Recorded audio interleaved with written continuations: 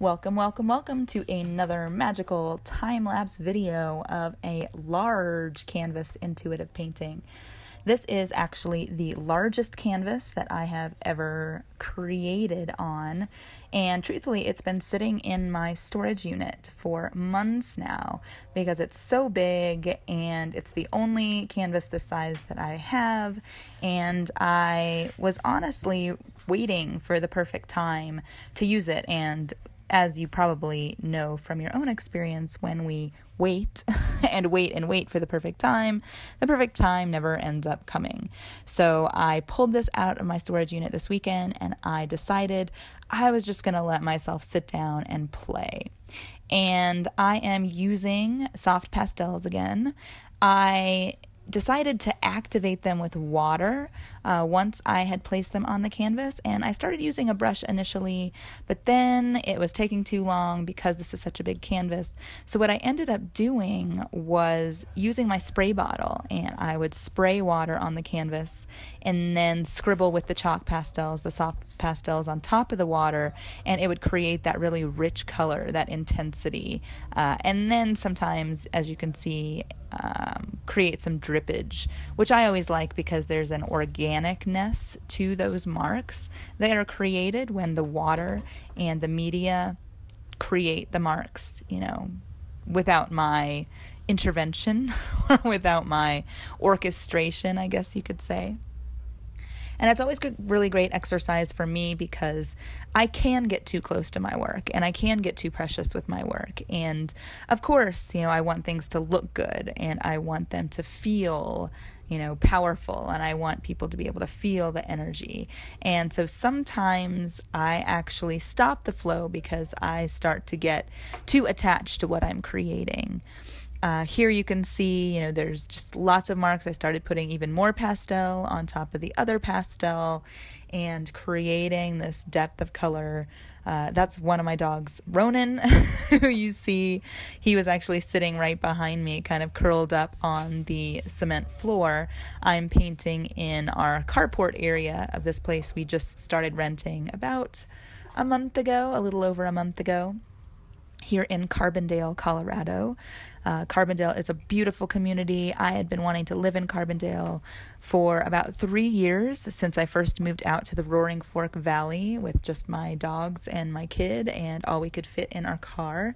Carbondale is very artist-friendly, very healer-friendly, very bike-friendly.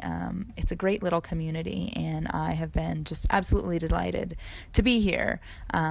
Although the place that we're renting is in a little bit of a shambles, and we are slowly fixing it up so that it's more and more livable. But, it's got character, and it allows me the freedom to, paint outside instead of being stuck inside in a studio. Here in the painting, you can see this yellow here. That's actually an acrylic, just a 50-cent tube of acrylic from Walmart, to be honest. And I was using my rubber scraper to scrape it across. It was mingling with some of the wet pastel underneath. And then I'm coming back in with kind of a teal pastel, making some marks on top of the acrylic, which is drier in places because where I scraped it across, I scraped off some of the pastel or the wet media underneath, and so it actually dried a little bit faster. Which wasn't my conscious intention. That's just kind of what happened. And that's usually how I create is, what happens, and I follow the flow and just kind of feel into what I want to do next. At this point, I'm adding some little gold dots with a gold acrylic. Golden is the brand and gold is the color. I was just using my finger to dab it in some paint, and then I just kind of felt around the canvas for where a dot wanted to be put. And when I disappear from the frame, I'm either throwing something away in our trash can or I am standing back to kind of feel into what marks I want to make next. You'll also notice that the light changes throughout this video. That is because we have some sort of roofing above us in this carport area. Half of it is covered with kind of a green plastic, and the other half is covered with kind of a clear plastic. So the quality of the light changes as the sun is moving through the sky and shining down in terms of how much light is getting on the canvas and where that light falls. At this point, I decided to take a paintbrush, and I'm using some quinacridone red. I'm just dipping this paintbrush in the red and then kind of smacking it all over the canvas to make those marks. As I've mentioned in previous videos, texture is really important to me, and so being able to create different marks and have fun with the different textures that happen when I'm just playing around.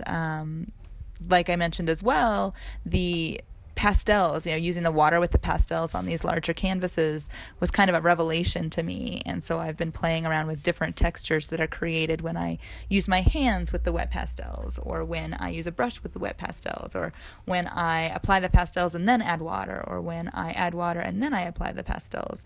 So it's all just a big adventure. And painting this way also really increases my receptivity, I feel, to the different events and the twists and turns that my own life takes. Because when I'm painting, I'm reminded, the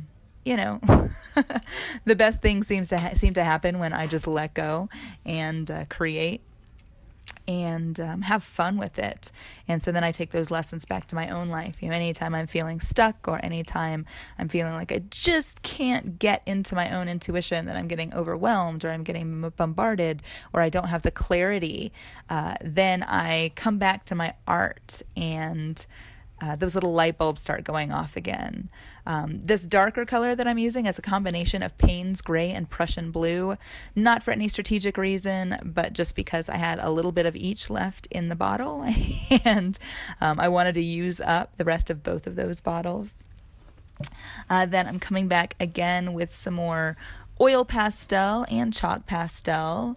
I used kind of a rich magenta chalk pastel, and then maybe I didn't use the oil pastel just yet, but I do come in with the oil pastel, kind of a neon purple. The neon oil pastels I use, which I absolutely adore, are by Sargent, Sargent. If I were speaking French, I would say Sargent, but I don't know how they pronounce their own name. This is a green gold, golden brand fluid acrylic that I'm just kind of smearing on with my hands. Again, I just kind of hover my hands around the canvas and feel into where, I like to say, where a mark wants to be made. And that's not from any kind of analysis. That's the only way I can really explain it as to how I determine where and when to place the marks is, I just feel an impulse or an intuition as to, I'm going to add something here. At this point, I'm making these white circles. I was actually using a masking tape roll that had masking tape on it that frustrates me because every time I use it, the tape rips. So I figured, I'm just going to make use of this roll of masking tape as a painting tool, and I just dipped it into some white acrylic paint, and then again felt my way around the canvas where I felt the impulse to add, a stamp essentially. Then I did. And then I'm coming back with some oil pastel. This is it's another neon color from the Sargent Oil Pastels set, and it's a little bit of a tealish, greenish color. The texture of these oil pastels is super creamy, and I just absolutely love the intensity of the color as well. And then I come back in with more oil pastel and scribble it around the canvas, just kind of wherever, making these kind of random marks. Random meaning they're not pre-planned. And then I do come back in with my Gelato soft pastels, and Gelatos I love, again, for their texture, for their creaminess.